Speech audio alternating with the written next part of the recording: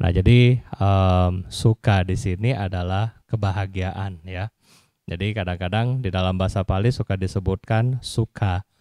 Tetapi di dalam kita, dalam kehidupan kita sehari-hari, mengartikan kata suka atau kebahagiaan ini terutama adalah sebab-sebabnya. Kadang-kadang kita selalu mengaitkan di dalam kehidupan duniawi kita. Misalnya ketika Bapak Ibu suka atau di sini dalam hal sukses, ya kan, pasti sebabnya apa? Ya, jadi ketika Anda sukses, misalnya sebabnya kenapa? Ketika Anda naik kelas, misalnya sebabnya apa? Nah, jadi yang pertama, Dhammanyuta di sini kita memahami sebab-sebab kita untuk apakah kita bahagia atau kita menderita, ya. Jadi jangan ketika kita, aduh Bante sudah menderita, baru pusing, ya. Sudah menderita baru cari Bante. Ya, jadi ketika kita sudah kenapa kita sudah menderita, baru kita butuh pertolongan. Sebenarnya sebelum kita menderita pun kita sudah tahu, ya kan? Saya melakukan ini pasti saya akan susah. Cuman kadang-kadang, oh nggak apa-apalah, sedikit, ya bikin lagi, sedikit, bikin lagi, sedikit, pada akhirnya suffering coming, ya. Jadi poin-poin di sini adalah sebab-sebab kita daripada menderita maupun bahagia seorang yang memiliki sata purisa atau seseorang yang memiliki dhamma itu sendiri, maka dia harus paham betul bahwa oh ini adalah sebabnya. Contoh yang paling gampang, ketika ya kita semua mungkin sakit umum ada ya, yang sakit darah tinggi, mungkin kolesterol, mungkin diabetes, mungkin ini adalah beberapa dari kita ada. Kita tahu bahwa sebab dari darah tinggi adalah karena akumulasi, ya kan? Akumulasi makan garam kebanyakan, pada akhirnya yaitu akumulasi makan gula kebanyakan, jadilah diabetes. Akumulasi makan minyak kebanyakan, jadilah kolesterol. Nah, jadi di sini adalah kita melihat proses ini Bapak Ibu ya. Bagaimana proses sampai menjadi, ya, jadi sakit itu misalnya. Nah, demikian pula jadi bahagia, ya. Kita melihat apakah kita selama ini membuat proses-proses atau sebab-sebab menuju kebahagiaan kita atau tidak. Kalau kita selama ini, ya maaf kata, kita jarang berbuat hal-hal yang baik, sebab-sebab yang baik untuk kita mencapai kebahagiaan kita, pertanyaan Bante, bisa bahagia enggak? Ya kan? Bisa bahagia enggak kita? Kalau kita sendiri enggak pernah buat proses sebab daripada kebahagiaan kita sendiri. Nah, oleh karena itu, orang yang merenungkan Dhammanyuta ini memahami bahwa oh ya, saya mendapatkan karma buruk seperti ini karena saya sendiri, ya. Karena saya sendiri, apakah saya memang lalai di dalam kehidupan ini, atau mungkin ini adalah bawaan daripada kelalaian saya di masa-masa yang lampau. Nah, jadi disinilah kita memahami Dhamma itu benar-benar ada, ya. Jadi bukan berarti ketika kita punya masalah, kita kemudian datang dan, aduh, kenapa saya yang harus kena, ya? Kenapa orang lain tidak kena, hanya saya? Nah, jadi ini bagaimana kita merenungkan sifat-sifat adalah Dhammanyuta itu sendiri. Nah, Bapak Ibu, kemudian yang kedua adalah, next slide, Atthanyuta, ya, Atthanyuta. Ia mengetahui akibat-akibat seperti suka adalah akibat dari ini atau duka adalah akibat dari ini. Ya, oke. Dengan kata lain, Atanyuta adalah lebih detail Bapak Ibu ya daripada yang tadi. Atanyuta ini memahami yang lebih detail. Ya. Sebabnya yang lebih detail. Misalnya, ketika kita tahu bahwa kita gampang sakit, berarti kita banyak melakukan misalnya pembunuhan baik di kehidupan ini maupun di kehidupan-kehidupan sebelumnya. Jadi akumulasi ini terbawa sampai sekarang.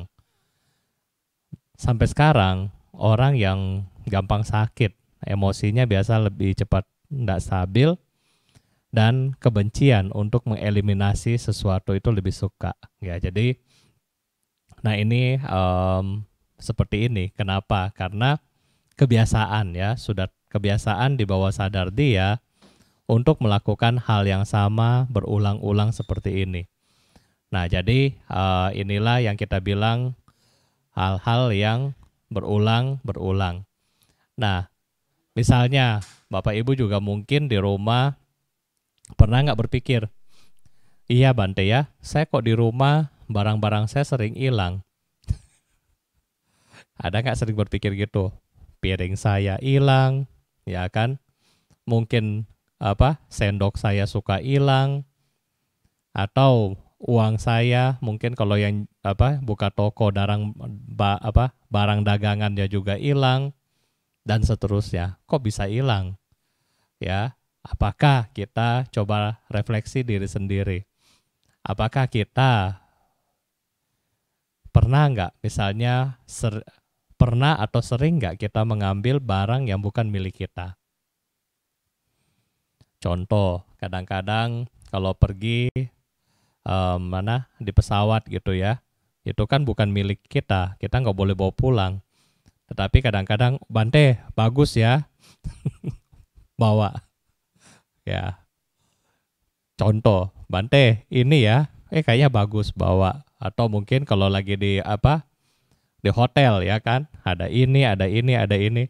Kadang-kadang kita lihat hal yang simple ya, memang let's say kita bilang hanya sugar ya, hanya gula, hanya kopi ya kan. Kadang-kadang belum tentu juga pulang Anda minum itu kopi. Tetapi karena attach ya, keserakahan dan merasa saya sudah bayar, ya kan, ambil aja bawa pulang. Ya. Nah, ini adalah contoh-contoh yang simple ya, yang simple, yang kenapa sampai pada akhirnya akumulasi karma buruk inilah menyebabkan yaitu nanti ada piring yang hilang, ada sendok yang hilang, dan seterusnya. Yaitu itu adalah akumulasi daripada karma-karma kita sendiri ya. Dan ini kita melihat daripada Atanyuta, bagaimana hal-hal yang sangat kecil, yang detail membuat kita bahagia atau menderita. Hal-hal yang kecil yang membuat kita juga menderita, misalnya daripada motivasi ya, kita belum melakukan sesuatu, motivasi atau kita bilang dalam bahasa Pali cetana, dalam bahasa biasa-biasa disebutkan niat ya kan. Niat-niat kita juga kadang-kadang membuat kita sendiri itu menderita. Ada juga niat-niat kita membuat kita bahagia. Niat yang membuat Anda menderita, Bante kasih contoh, ketika Anda melakukan dana ya. Dalam hal ini Anda mau berdana untuk dipamerkan, ya kan? Saya mau berdana untuk saya pamerkan, ya. Biar terkenal dan seterusnya. Setelah kita melakukan, ternyata mungkin wartawan salah tulis nama. Karena niat Anda mau baik, untuk cari nama, dan ketika nama Anda salah tulis, apa yang terjadi? Oh, marah. Ini karyawan ya, mungkin sekolah duduk di belakang, nama saya salah. Ya, itu. Karena kenapa? Yang kita cari, niat kita adalah bukan untuk misalnya berdana, tetapi untuk pamer, ya. Ada juga niat yang lain, yang berbuat baik yang lain. Misalnya ketika kita lihat sekarang di Instagram, mungkin di Facebook, dimanapun kita bisa lihat teman-teman Anda lagi berbuat baik. Misalnya dia lagi post, dia lagi berbuat baik, misalnya dia berdana, atau dia melaksanakan sila, atau dia melakukan hal positif lainnya. Dan kemudian di hati kita, oh bagus ya, ternyata dia itu orang yang baik, ya, orang yang tulus dan seterusnya, sehingga kita turut bermudita cita, ya, kita turut bermudita cita. Nah, itu adalah niat atau cetana yang sudah baik daripada pikiran kita, ya kan, istilahnya kata lain ya, nggak sirik, ya. Dari dua ini, ya kan, ini adalah motivasi di dalam dasar diri kita yang juga menentukan kebahagiaan Anda maupun penderitaan Anda. Jadi dengan yang poin yang kedua tadi adalah atha nyuta, itu bagaimana kita mengetahui sebab-sebab yang lebih detail. Ya, kalau mau lebih detail tentang ini, Bapak Ibu bisa belajar mengenai Abhidhamma, ya. Di situ proses-proses daripada yang paling halus itu sudah ada. Nah, jadi sampai yang kita lihat sampai sekarang, ya. Yang ketiga Bapak Ibu adalah atha nyuta, ya. Kalau tadi adalah atha pakai H, kalau ini adalah atha nyuta, nggak ada hanya, ya. Ia mengetahui diri dia sendiri, ya kan? Dia berasal dari mana, kemudian memiliki pengikut pengetahuan kesucian Dhamma, ia menempatkan dirinya sesuai dengan kedudukan di kehidupannya. Oke. Jadi yang poin yang keempat di sini, yang ketiga ya, adalah bagaimana ia sadar, ya, dengan kondisi hanya hari ini. Ya, misalnya Bapak Ibu di sini, Bante kasih contoh yang simpel mungkin. Ketika Bapak Ibu ada di dalam rumah, ya, ketika Anda sebagai papa, Anda harus menempatkan diri Anda sebagai misalnya pemimpin daripada keluarga, pelindung daripada keluarga, dan kemudian seorang ayah juga menjadi pengayom untuk keluarganya. Namanya dia adalah leader, ya kan? Nah, ini adalah contoh bagaimana menempatkan diri di rumah. Kemudian sang ayah ketika dia ke kantor, at least misalnya dia sebagai manajer, bagaimana dia menempatkan diri sebagai seorang manajer, ya. Bagaimana dia berbicara tentang kepada karyawannya, stafnya, dan seterusnya. Nah, ketika si manajer ini misalnya kita bilang dia sekolah, ya misalnya lagi kuliah lagi, nah bagaimana dia menempatkan diri sebagai mahasiswa di situ. Nah, jadi jangan sampai salah tempat, ya kan? Harusnya dia di kantor jadi manajer, malah jadi mahasiswa. Ya, harusnya dia di rumah jadi kepala keluarga, malah jadi manajer, ngomel-ngomel istri sama anak-anak. Ya kan? Ketika dia di kampus juga salah, dia menempatkan diri dia sebagai papa di sana. Salah.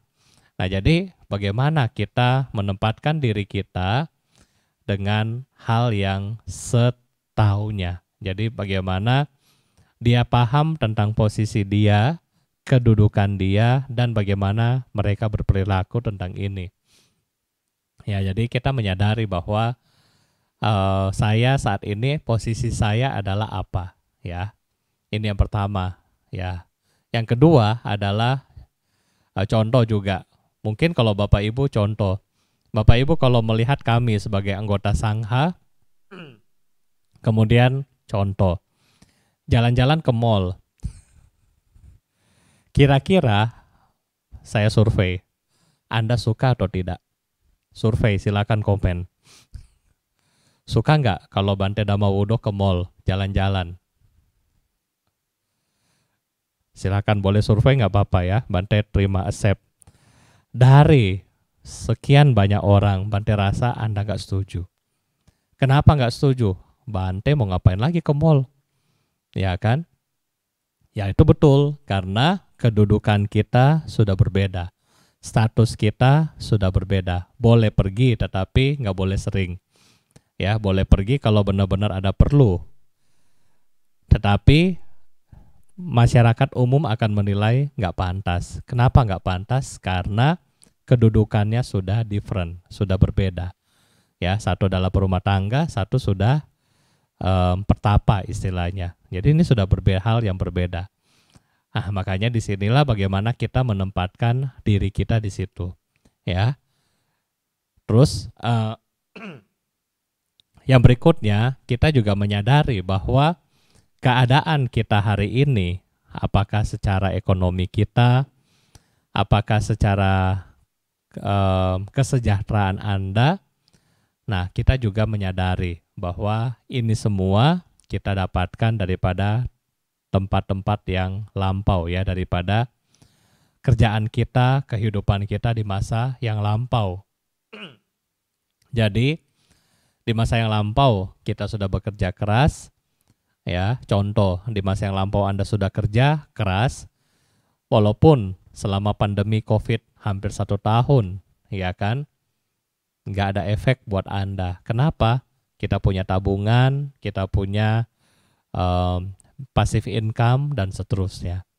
Nah ini contoh ya, jadi bagaimana karena kita sudah menanam di kehidupan sebelumnya, maksudnya di sini adalah sebelum pandemi, maka hari ini kita menikmati hasil daripada apa yang sudah kita tanam ya.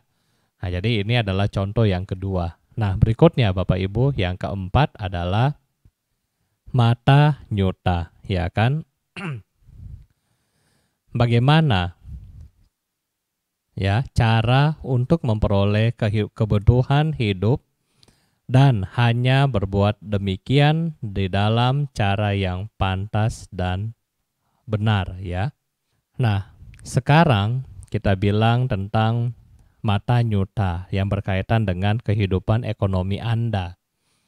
Bagaimana Anda menggunakan posisi-posisi Anda, kemudian menggunakan posisi kita ini untuk melakukan mata pencaharian. Apakah sudah kita lakukan mata pencaharian itu dengan sebaik-baiknya ya? Jangan sampai kita melakukan mata pencaharian yang tidak baik. Tidak baik. Tidak baik di sini selain merugikan orang lain, selain merugikan makhluk lain, dan pada akhirnya akan merugikan diri Anda sendiri. Nah jadi menurut Bante mata pencaharian, Bante rasa Bapak Ibu sudah tahu ya, kita menghindari 5 jenis daripada perbuatan yang mata pencaharian yang keliru. Jadi kita menghindari 5 jenis yang ini. Bante rasa Bante nggak perlu bahas lebih jauh, tetapi yang Anda harus lakukan bagaimana ya kita secara ekonomis itu melakukan hal-hal yang di luar daripada yang tidak dianjurkan oleh Sang Buddha ya.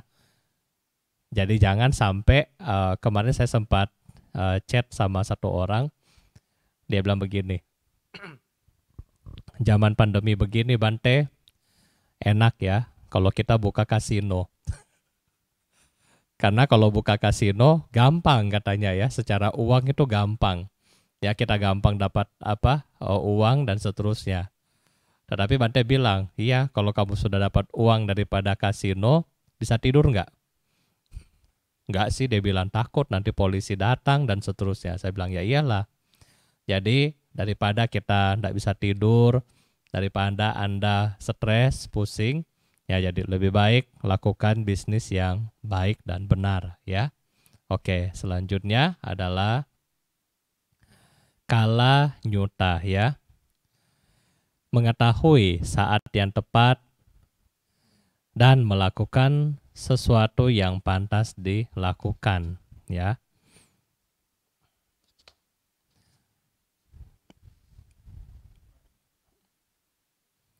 Jadi kala nyuta adalah bagaimana Bapak Ibu melakukan hal-hal yang pantas di waktu yang tepat, ya. Di waktu yang tepat, Bante kasih contoh. Di waktu yang tepat seperti saat ini, lagi pandemi, ya, pakai masker. Ini waktu yang tepat pakai masker, ya. Betul nggak? Waktu yang tepat kita pakai masker. Waktu yang tepat untuk kita jaga jarak. Waktu yang tepat untuk kita bersih-bersih, ya, menjaga diri kita sendiri. Waktu yang tepat untuk kita, ini dari pemerintah, ya, dari Departemen Agama minta juga, Bante tolong promosi 5M katanya. Oke, jadi kala nyuta pas, ya. Jadi Bante sekalian promosi 5M. Ini waktu yang tepat. Karena kenapa? Di saat ini, di tengah pandemi seperti ini, kita, ya kan, semua dari kita suffer, semua dari kita menderita. Nggak ada satu orang pun yang COVID ini bilang, oh saya mau cari orang yang miskin aja, atau mau cari yang orang kaya aja, karena kalau kena saya bisa bayar rumah sakit mahal-mahal. Nggak ada, ya, semua kena. Yang kaya kena, yang miskin kena, yang punya jabatan kena, yang nggak punya jabatan kena, semua kena. Dan ini kita perenungan mengenai kala nyuta. Apa yang harus kita lakukan? Ya, apa yang harus kita lakukan di tengah pandemi seperti ini? Nah, dari pemerintah meminta kita melakukan protokol kesehatan. Ya, pakai masker. Kenapa perlu pakai masker? Untuk melindungi diri kita sendiri dan orang lain, ya kan? Yang kedua, mengurangi berkerumun, ya, jangan suka ngumpul-ngumpul. Nah, ini yang kedua. Ngumpul-ngumpulnya di grup WA aja, ya. Jadi nggak boleh ngumpul-ngumpul secara fisik. Kalau mau ngumpul di grup WA boleh, ya. Yang ketiga, nggak boleh juga kita bilang kalau nggak penting-penting banget, jangan pergi-pergi, ya. Jadi kalau nggak penting, jangan pergi. Mengenai jangan pergi-pergi, hari ini, ya, tadi Bante lagi lihat Facebook, Bante baru ingat, hari ini terakhir tahun kemarin Bante ke India. Ya, jadi Bante bilang, wah, sudah 1 tahun ini nggak ke India, ya. Biasa 1 tahun pergi 5 kali. Ini sekarang 1 tahun nggak kemana-mana, ya, nggak ke India. Nah, jadi kita hal yang nggak penting, yang kita nggak perlu pergi, nggak usah pergi, ya kan? Nggak usah pergi, ya. Jadi jangan banyak melakukan mobilitas atau jalan-jalan, ya. Seperti nanti kita akan Sinja tanggal hari Jumat tanggal 12, ya jangan pergi-pergi, ya, karena kita nggak tahu kita bawa penyakit dan nanti yang rumah teman kita nanti akan juga kena penyakit. Jadi kita kalau ada waktu ya sudah. Yang keempat, rajin cuci tangan, rajin bersih-bersih. Dan yang kelima, kita Yang kelima Bante lupa satu tuh. Nah, jadi kurang lebih 5 poin lah yang kita bilang kita lakukan di dalam kala nyuta. Ini saat yang tepat untuk apa? Untuk memutus rantai daripada penyakit. Poin yang pertama. Yang kedua, kalau masyarakat sehat, ya kan, semua masyarakat sehat, bisnis Bapak Ibu cepat jalan kembali. Ya kan, pemerintah punya pengeluaran anggaran buat pengobatan lebih sedikit, ya kan, berkurang. Sehingga dana dari pemerintah pun bisa dilakukan untuk hal yang lain. Nah, jadi ini adalah kala nyuta yang kita perlu renungkan dan perlu kita aplikasikan di saat ini, ya. Di saat ini kita perlu sekali untuk lakukan ini, Bapak Ibu. Jadi sama, hal yang pantas apa yang perlu kita lakukan. Nah, dari kami, dari sisi rohaniawan, dari sisi para biku sangga, kita melakukan apa? Pembinaan seperti ini, seperti virtual, ya kan? Kita lakukan pembinaan seperti ini. Nah, contohnya, karena kenapa? Karena ini waktu yang tepat. Bapak Ibu nggak boleh ke wihara, tetapi wiharanya ada di handphone masing-masing, ya, ada di televisi masing-masing. Sampai kapan Bante? Mungkin kalau di Panyasika kita target sampai 2022. Ya, sampai 2021 kami tetap tidak ada kebaktian tatap muka. Ya. Ini adalah waktu yang tepat untuk kita memulai seperti ini. Terus, Bapak Ibu di rumah bagaimana? Coba waktu yang tepat Anda belajar untuk e-commerce. Ya, e-commerce itu nanti kalau mau tanya tentang e-commerce bisa tanya Raymond sama Willy, mereka lagi belajar. Kalau Bante sudah lewat. Ya. Bagaimana mengubah bisnis konvensional Anda menjadi bisnis online. Nah, ini waktu yang tepat untuk Anda terapkan. Ya. Ini adalah banyak contoh tentang Kalanyuta. Mungkin apalagi Bapak Ibu di rumah yang banyak waktu bisa bikin kue jualan. Ya, yang belum bisa masak, belajar masak, dan seterusnya ya. Ini adalah waktu yang tepat. Nah, berikutnya adalah Parisanyuta ya. Ia mengetahui golongan orang dan perbuatan yang harus dilakukan di dalam lingkungan yang demikian. Ya, jadi ini adalah Parisanyuta. Ia mengetahui golongan orang dan kemudian apa yang harus dia lakukan di dalam suatu tempat yang berkaitan dengan teman-temannya itu. Ya, jadi di sini bagaimana kembali lagi bagaimana kita melakukan penempatan diri kita sendiri ya. Di mana ketika Bapak Ibu bergaul, misalnya Anda bergaul sama teman-teman sekolah, mungkin candaannya beda, ya, mungkin omongannya beda.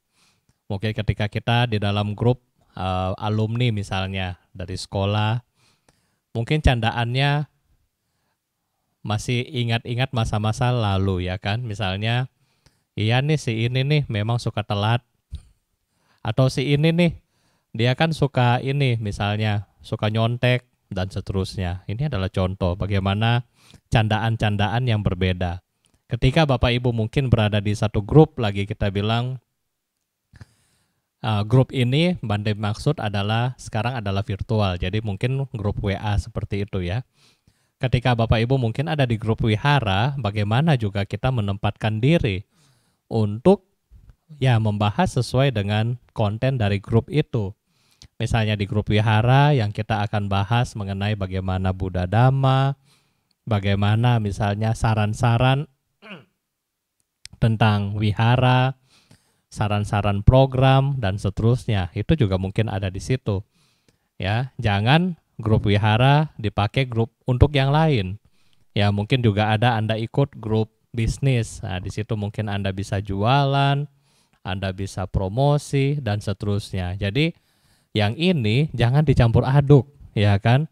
Karena orangnya sama, kemudian campur aduk, yang ini pindah ke sini, yang ini pindah ke sini. Jadi, campur aduk, ya. Jadi, di sini kita menempatkan diri kita ada di mana, kita menjadi seperti itu.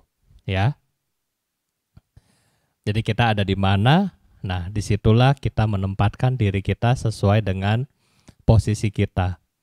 Yang kedua, bagaimana kita bergaul dengan orang-orang.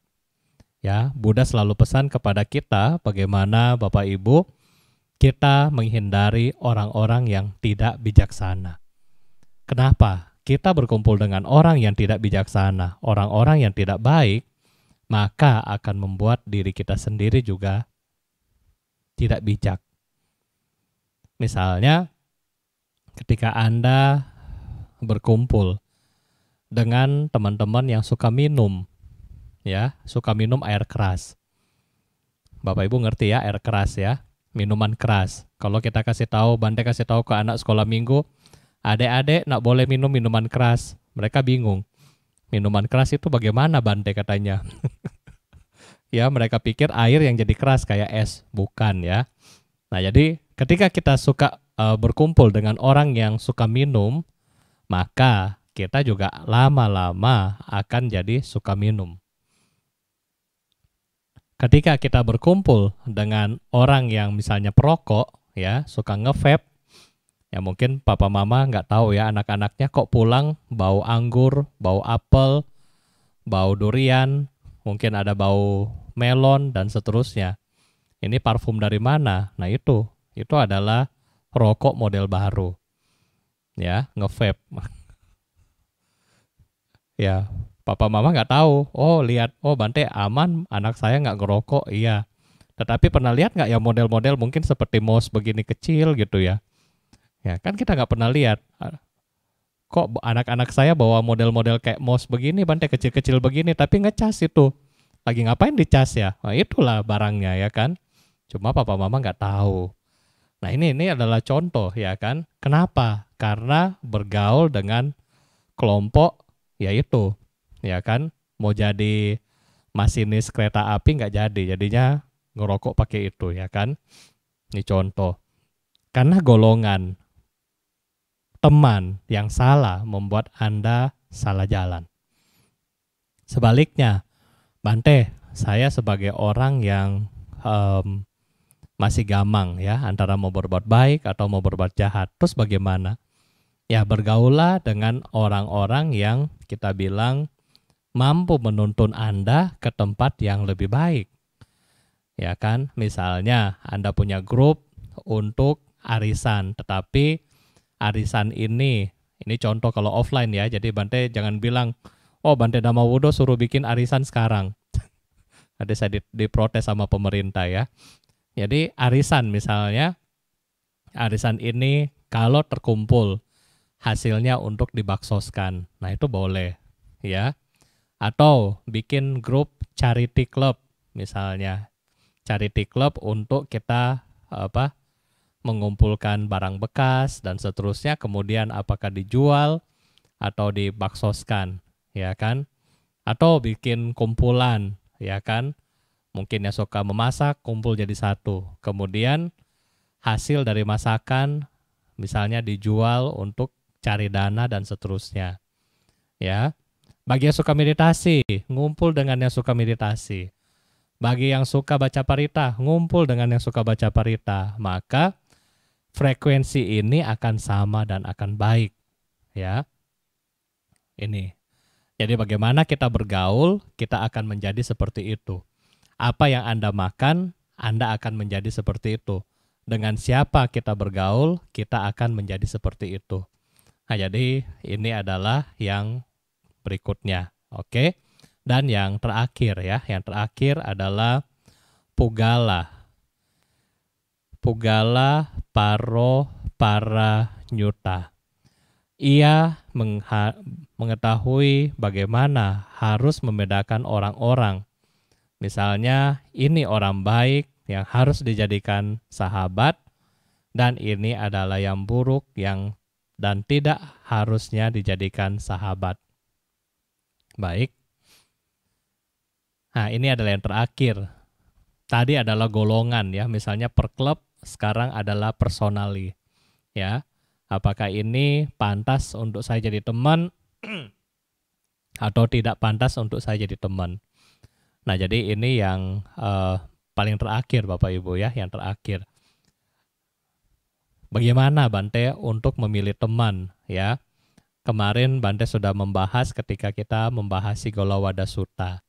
Ya, tetapi secara nggak banyak, secara ringkas, yang kita harus cari teman-teman kita adalah mereka-mereka yang bersifat menolong Anda. Mereka-mereka yang hadir ketika Anda susah. Mereka-mereka yang tidak menjebak Anda untuk membuat Anda menderita. Ini adalah teman-teman baik yang harus kita temui. Selain itu, jangan berteman sama mereka.